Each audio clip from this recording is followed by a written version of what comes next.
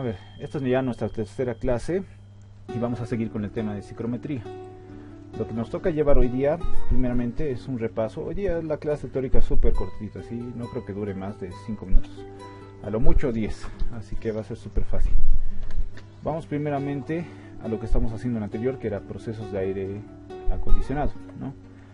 Aquí tenemos la carta psicométrica y aquí están varios procesos que pueden ocurrir en la carta psicométrica y al estar haciendo este tratamiento de aire.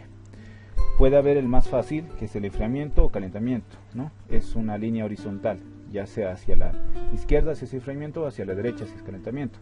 Humidificación o deshumidificación, es decir, le agregamos más humedad al ambiente o le quitamos humedad, ¿no? Esto va a ser totalmente vertical, hacia arriba o hacia abajo.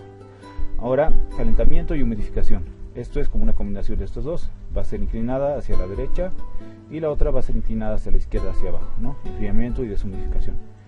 Estos son los procesos esenciales que vamos a ir revisando. Luego también está el balance de masa, el balance de masa de aire seco, ¿no? El balance de agua.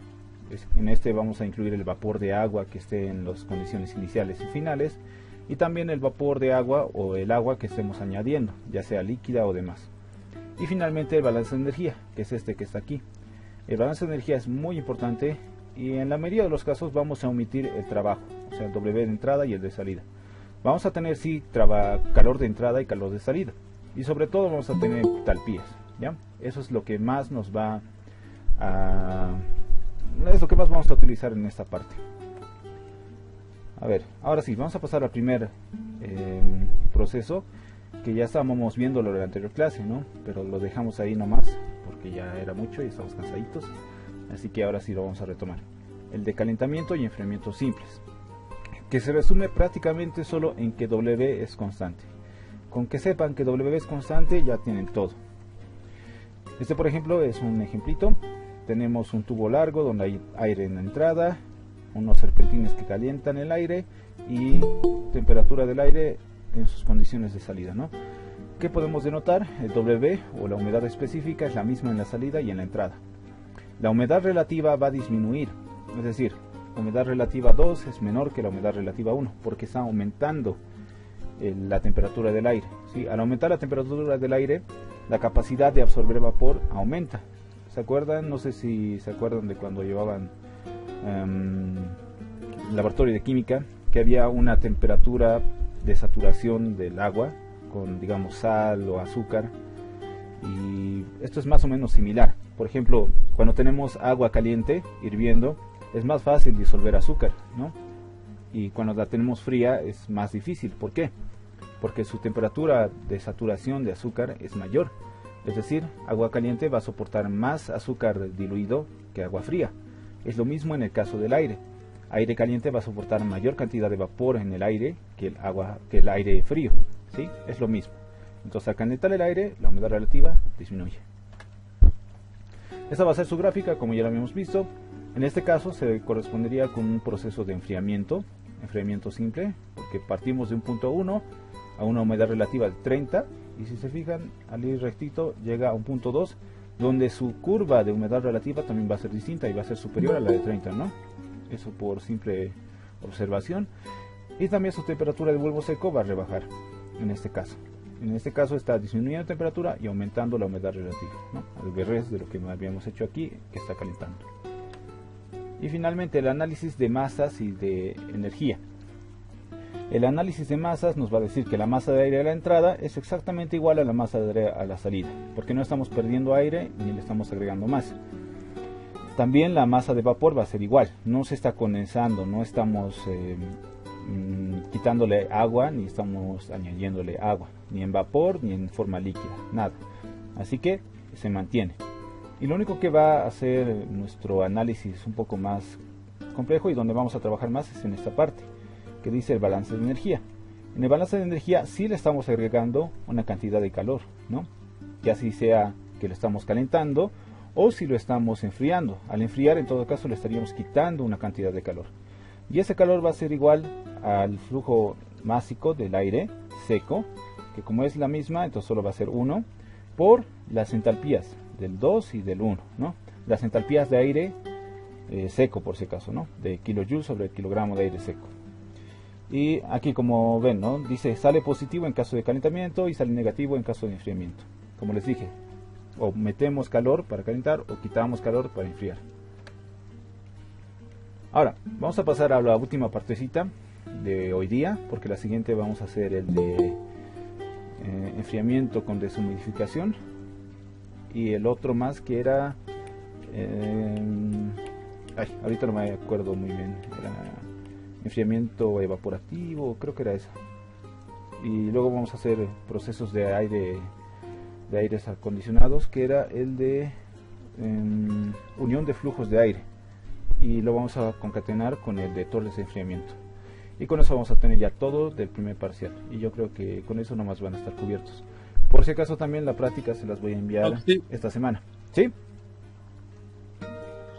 Sí, en el examen va a entrar, creo, un ejercicio de torres de enfriamiento y uno de estos, ¿no? Enfriadores calentadores, ¿no? Sí, es posible. En el anterior semestre les cuento que entró un ejercicio de torres de enfriamiento. Y otro de estos más. Y es posible que el ingeniero lo vuelva a meter. Lo que más pienso que le meta es el de combinación de flujos de aire. Ese sí suele meter mezclado adiabático de flujos de aire. Ese y torres de enfriamiento. Eso que dice de aire, ¿cómo dijo que se llama eso? Que tal vez entre en el examen. Mezclado adiabático de flujos de aire. ¿Eso ya hemos llevado o todavía no? Todavía no. Vamos a llevar primero estos procesos simples de enfriamiento, humidificación, deshumidificación, y luego vamos a llevar el de mezclado adiabático de flujos de aire, porque ese es un proceso un poquito más complejo. Ahí hay que hacer análisis de masas y de energía. Y el último de torres de enfriamiento, ese sí hay que hacer un análisis un poco más complejo incluso. Y hay otra ecuación especial que sale de la reducción de las ecuaciones que tenemos. Por eso ese es el último que llevamos, pero no es complicadito. Les voy a pasar también un caso especial que justamente entró en este examen de auxiliatura que era de este semestre, en el que por ejemplo era con presión constante, no, era con volumen constante. Y cuando es volumen constante no se utilizan las entalpías, se utilizan las energías internas. Entonces eso era la clave en ese ejercicio. Y eso no está, por ejemplo, en el Sengel ni en ninguno de esos. Eso tienes que darte cuenta tú. ¿Ya? Eso, chicos. Ahora sí, a ver. Continuaremos. Calentamiento con humidificación. ¿Cómo va a ser? Creo que tiene su micrófono encendido. Isaí, Jetro. Creo que lo tienes prendido. Eso. Gracias, bro. Ya, ahora sí. Vamos. Tenemos esto, que es calentamiento con humidificación. ¿Cómo sabemos que es ese proceso? Pues tenemos unos serpentines de calentamiento y vamos a tener esto. Es como un tubito que nos va a mandar un chisguetito de agua aspersada, ¿no? Y esto va a humidificar el aire. En este proceso primero vamos a calentar el aire y luego lo vamos a humidificar. ¿Para qué? Bueno, podemos distinguir tres puntos, ¿sí? El primero, que es en la entrada; el segundo, que es al medio, que es a la salida del calentador; y el tercero, que es a la salida del humidificador. En esos tres puntos tenemos que hacer el análisis. ¿Por qué? Porque en el primer punto vamos a tratarlo como si fuera un proceso de calentamiento simple, como el que habíamos visto hace ratito. Y en el segundo tramo lo vamos a ver como un proceso de humidificación. En este segundo tramo hay que hacer un balance de masa sobre todo, porque lo que estamos cambiando aquí es la masa de vapor de agua que le estamos añadiendo. Por ende, su W, su humedad específica, ya no va a ser la misma que en el 2 y el 3, pero en el 1 y en el 2 sí van a ser las mismas. Entonces hay que hacer ese análisis en esta parte. Este va a ser su proceso en la carta psicométrica. Tenemos un calentamiento, ¿no? Y una humidificación, porque a su vez también está calentándose. ¿Ya? Este es el proceso en general que vamos a observar. Al final vamos a tener, como aquí se puede observar, a este lado tenemos las humedades específicas y como se ve son distintas, ¿no? De acá y de acá son dos valores distintos. La humedad relativa de por sí ya va a ser distinta. ¿Y qué más podemos ver que es distinto? También la temperatura, ¿no? Ha cambiado. Y listo, con eso ya tenemos esta parte. y finalmente las ecuaciones. El balance de masa de aire seco siempre va a ser el mismo. Les cuento que siempre va a ser el mismo, solo en el caso de mezclado adiabático de aires, ahí va a cambiar. Solo en ese caso va a cambiar. Luego, en todos los procesos va a ser el mismo, ¿ya? La masa de aire seco. El balance de masa de agua, ¿sí? O sea, también la masa de aire seco es constante también en, por ejemplo, calentador humidificador o en enfriamiento evaporativo. Siempre es constante, ¿no? Siempre es constante, exacto. Todos estos casos, menos mezcla adiabática. Exacto, correcto. ¿Por qué? Porque en mezcla adiabática es donde estamos uniendo dos flujos de aire, o sea, dos masas de aire seco, ¿no? Con su respectivo masa de vapor. Solo en ese caso va a haber un análisis distinto. Pero en todos los demás casos no estás añadiendo más aire ni estás quitando más aire. A menos que te diga el ejercicio, en ese caso, ahí sí recién tendrías que ponerle, no sé, la masa de aire que le estás quitando o añadiendo. Pero como no se da y tiene que ser flujo estacionario, siempre va a ser el mismo, ¿ya? Este es como su comodín, esta es la carta clave. De aquí pueden llevarlo a esta parte, que es el balance de masa de agua. En balance de masa de agua les conviene anotar en función de la masa de aire seco, porque es más sencillo, así se quitan variables, ¿sí? Entonces, como la balance de agua va a ser la misma en el primer tramo, entonces se mantiene esta partecita, ¿no? De W1 igual a W2, esta partecita. Y el balance de energía acá. Aquí en el balance de energía estamos poniendo la Q de entrada y todo. Este es prácticamente lo mismo que para el primer tramo porque es de calentamiento simple, ¿no? Para el segundo tramo sí hay que hacer otro análisis. Aquí ya hay que poner el balance de masa de agua, una masa de agua a la entrada, aquí, para que sea igual a la de salida, con la masa 3, esas otras ecuaciones que ahorita las vamos a ver. Creo que esas me olvidé ponerlas en la diapositiva. Ya, no importa, las vamos a ver ahorita en la parte práctica. Eso es todo ahorita por ahora, chicos. ¿Tienen alguna duda de lo que hemos llevado, lo que hemos visto? Sí, sí.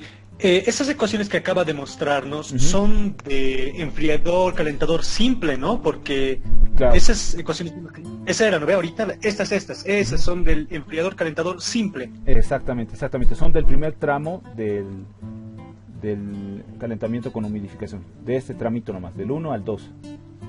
Del 1 al 2 es nomás. Del 2 al 3 están estas otras ecuaciones, si no me equivoco, deben estar acá. Sí, aquí están, repito. Aquí abajo deben estar, esas me olvidé ponerlas. Aquí. Estas son las del primer tramo. Y estas, aquí están. Estas son para el segundo tramo. Se pueden ver, ¿no? La masa de aire 2 por el W2, es decir, la masa de vapor 2, más la masa de vapor que estamos añadiendo con el aspersor. Igual a la masa de aire 3, ¿no? Aire seco 3, por el W3. La masa de aire 2 va a ser igual a la masa de aire 3 por si acaso, porque el flujo de aire seco no cambia. Pero lo que sí va a cambiar es el W2 y el W3, y va a cambiar también eso. O sea, esto es un valor fijo, pero que no conocemos, ¿no? Con esta ecuación es como hallamos el MW, que es la masa de agua o de vapor que estamos añadiendo, ¿sí? Y aquí está despejadito. El balance de energía no hay que hacerlo en este caso, aunque también si quieren lo pueden hacer, pero no es tan recomendable porque al final no va a cambiar nada. Solo estamos añadiendo entalpía con el vapor de agua que estamos poniendo, y nada más. Esa va a ser la pequeña variación de energía. Donde hay una mayor variación de energía es en la primera parte, ¿no? Donde estamos calentando. Y eso nomás es, chicos, en esta partecita. ¿Ya? Estas ecuaciones son de la segunda parte, por si acaso.